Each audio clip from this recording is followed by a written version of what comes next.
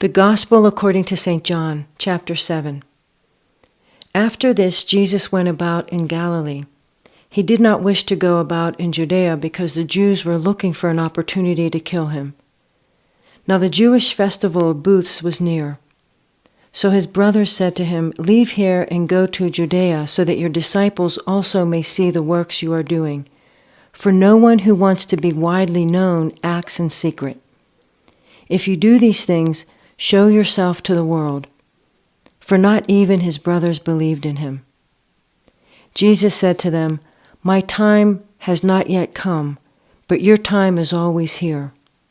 The world cannot hate you, but it hates me because I testify against it that its works are evil. Go to the festival yourselves. I am not going to this festival, for my time has not yet fully come." After saying this, he remained in Galilee. But after his brothers had gone to the festival, then he also went, not publicly, but as it were in secret.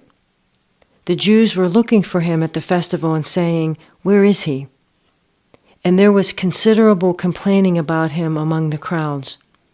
While some were saying, "He is a good man," others were saying, "No, he is deceiving the crowd." Yet no one would speak openly about him for fear of the Jews. About the middle of the festival, Jesus went up into the temple and began to teach. The Jews were astonished at it, saying, "How does this man have such learning, when he has never been taught?" Then Jesus answered them, "My teaching is not mine, but his who sent me. Anyone who resolves to do the will of God will know whether the teaching is from God or whether I am speaking on my own. Those who speak on their own seek their own glory, but the one who seeks the glory of him who sent him is true, and there is nothing false in him. Did not Moses give you the law? Yet none of you keeps the law.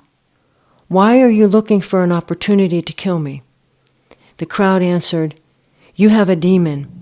Who is trying to kill you?" Jesus answered them, "I performed one work, and all of you were astonished. Moses gave you circumcision. It is, of course, not from Moses, but from the patriarchs. And you circumcise a man on the Sabbath. If a man receives circumcision on the Sabbath in order that the law of Moses may not be broken, are you angry with me because I healed a man's whole body on the Sabbath? Do not judge by appearances, but judge with right judgment." Now some of the people of Jerusalem were saying, "Is not this the man who they are trying to kill? And here he is speaking openly, but they say nothing to him. Can it be that the authorities really know that this is the Messiah? Yet we know where this man comes from, but when the Messiah comes, no one will know where he is from." Then Jesus cried out, and he was teaching in the temple, "You know me, and you know where I am from.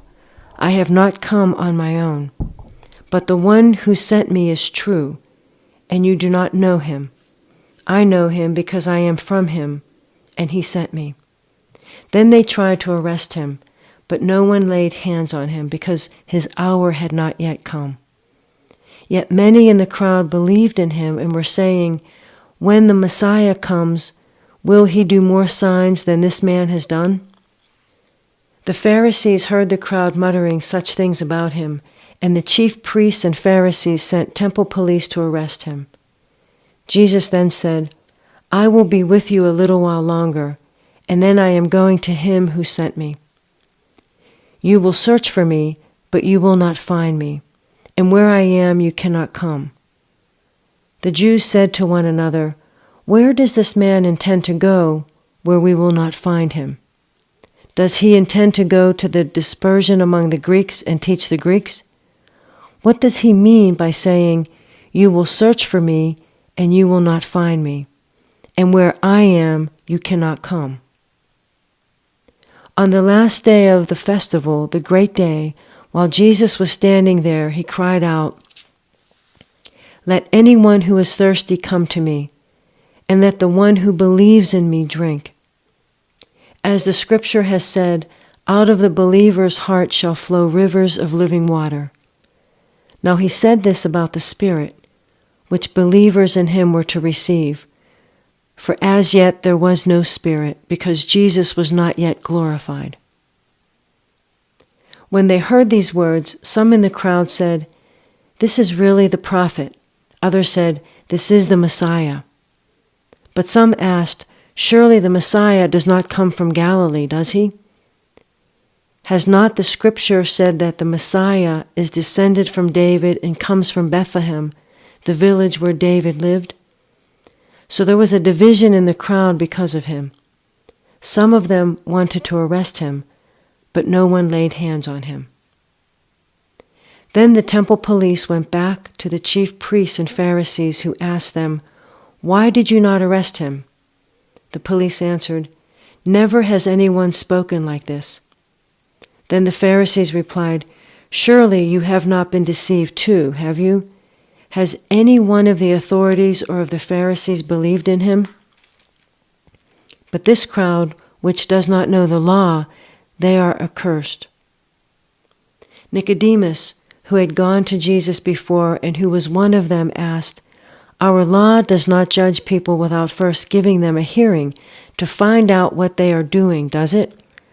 They replied, "Surely you are not also from Galilee, are you? Search, and you will also see that no prophet is to arise from Galilee."